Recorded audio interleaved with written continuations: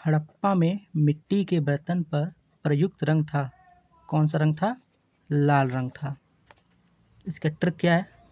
जब कोई आपका सामान हड़पता है तो गुस्से से आपका चेहरा लाल हो जाता है।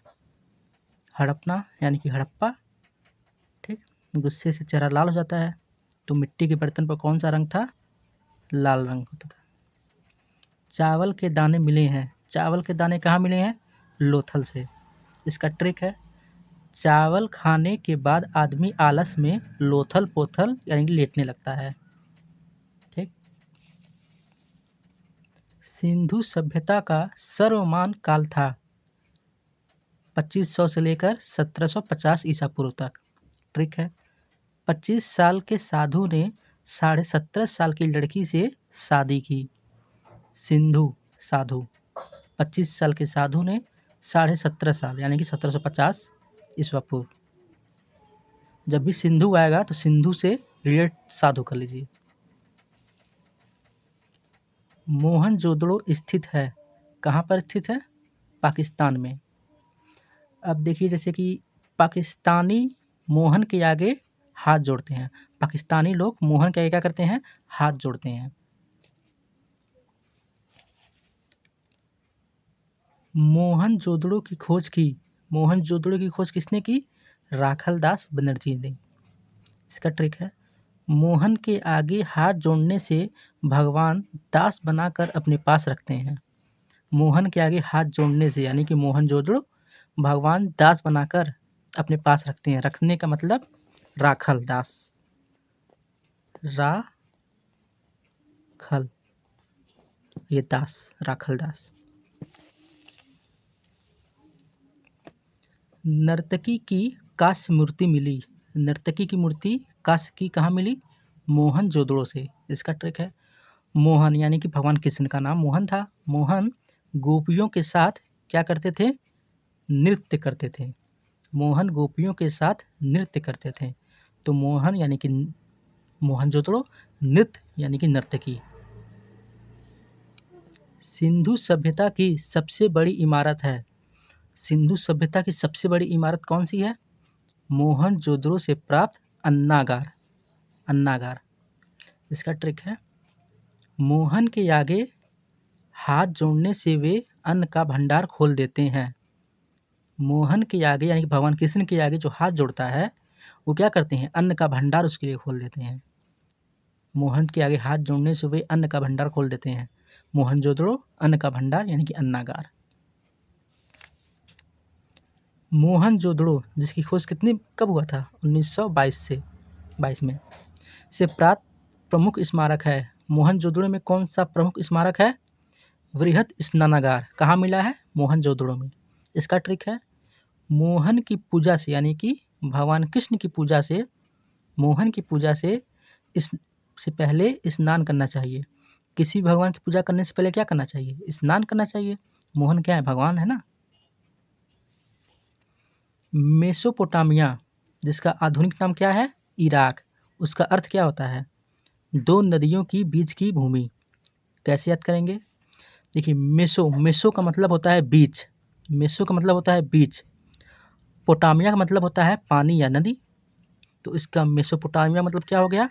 यानी पानी के बीच की जगह, पानी के बीच की जगह यानी कि पानी मतलब कि नदी, दो नदियों के बीच की भूमि क्या कहते हैं? मेसोपोटामिया।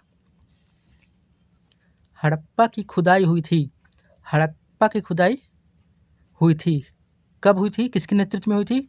दयाराम साहनी के नेतृत्व में। कब हुई थी? 1921 में। इसका ट्रिक है, किसी की ज़मीन नहीं हड़पना चाहिए, उस पर दया करनी चाहिए।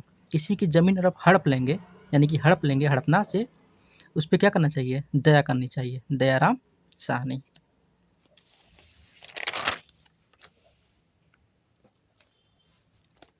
सिंधु घाटी के लोगों ने पूजा की, सिंधु घाटी के लोगों ने किसकी पूजा की? मातृ देवी की। कैसे? सिंधु जब भी आएगा तो सिंधु से रेट करिए साधु, साधु लोग देवी माता की पूजा करते हैं। साधु लोग किसकी पूजा करते हैं? देवी माता की, क्योंकि देवी माता जो हैं वो सबसे बड़ी हैं। ब्रह्मा विष्णु महेश तीनों से बड़ी देवी माता होती हैं। तो साधु लोग देवी माता की पूजा करते हैं। तो सिंधु घाटी के लोग किसकी पूजा करते हैं? मातृ देवी की, देवी माता मातृ देवी। पुराणों की संख्या 18 होती है। पुराणों की संख्या कितनी होती है? 18। पुराणों की रचना कब हुई थी? गुप्त काल में हुआ था। पुराणों की संख्या 18 है। कैसे याद करेंगे? महाभारत का युद्ध कितने दिन चला था? 18 दिन चला था, ये तो सबको पता है। और पुराण भी 18 हैं, ऐसे रिलेट कर लीजिएगा।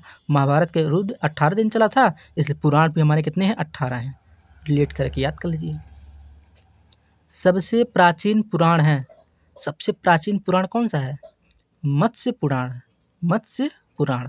इसको कैसे याद करेंगे? देखिए, भगवान विष्णु के पहला अवतार क्या था? मछली का अवतार था, जिसे हम मत्स्य अवतार कहते हैं, इसलिए यही सबसे पुराना हो गया, मत्स्य पुराण। सबसे पहला अवतार विष्णु जी का क्या है? मत्स्य अवतार, यानी कि मछली का अवतार, इसलिए मत्स्य पुराण सबसे पुराना हो गया पुराण। पुराणों के रचयिता हैं। पुराणों के रचयिता कौन है? लोमहर्ष एवं उग्रसभा। लोमहर्ष एवं उग्रसभा। इसका ट्रिक क्या है? पुराण सुनकर रोम रोम हर्षित हो जाता है। रोम रोम यानी कि लोम, रोम लोम। पुराण सुनकर रोम रोम क्या हो जाता है? हर्षित हो जाता है। और आवाज़ क्या हो जाती है? उग्र हो जाता है। रोम रोम हर्षित हो जाता है तो लोम हर्ष, और आवाज़ क्या होती है? उग्र हो जाता है, उग्रश्रवा। पुराणों का रचयिता लोमहर्ष एवं उग्रश्रवा। वेदों व वेदांगों की संख्या है कितनी है? क्रमशः 4 एवं 6। 4 किसकी संख्या है? वेदों की संख्या 4 है और वेदांगों की संख्या 6 है। इसका ट्रिक हम नहीं बता रहे हैं, इसका ट्रिक क्या होगा आप लोग कमेंट में बताइएगा। उपनिषद की संख्या है, कितने उपनिषद होते हैं? 108 उपनिषद हैं। और कितने प्रमाणिक हैं? 13 प्रमाणिक हैं। इसका याद कैसे करेंगे? पंडित जी 108 की माला जपते हुए उपनिषद का पाठ करते हैं। पंडित जी जो होते हैं माला जपते हैं, कितने की माला जपते हैं? 108 की माला ना। और 108 की माला जपते हुए क्या करते हैं? उपनिषद का पाठ करते हैं। ये है क्वेश्चन नंबर 37। पुराणों का अध्ययन करने वाला प्रथम मुसलमान था। पुराणों का अध्ययन करने वाला प्रथम मुसलमान कौन था? अल-बरूनी। क्या था? अल-बरूनी। इसको याद करेंगे। पुराने मुसलमान अरब देश से थे। पुराने मुसलमान अरब देश से थे। अब अरब देश को कोई छोटा बच्चा कैसे बोलेगा? अरब देश को अलब देश बोलेगा। अरब देश को अलब देश बोलेगा छोटा बच्चा। और अलब और अल-बरूनी में भी अलब आ रहा है, इसलिए अलब देश से अल-बरूनी याद हो जाएगा। पुराने मुसलमान यानी कि मुसलमान, पुराण मतलब पुराण। उपनिषद विषय वस्तु है किसका है? दर्शन का। ब्राह्मण संबंधित है। ब्राह्मण किससे संबंधित है? कर्मकांड से। सबसे प्राचीनतम वेद है ऋग्वेद। कितने सूक्त होते हैं? 1028 सूक्त होते हैं ऋग्वेद। ऋ से ऋषि और ऋ से ऋग्वेद। ऋषि लोग पुराने होते हैं। अब 38 और 39 का जो ट्रिक है वो आप लोग हमको कमेंट में बताइएगा, ठीक। तो क्वेश्चन नंबर 40 हो गया। ऐसे ही बहुत से क्वेश्चन हम आपके लिए लाएंगे। Thank you.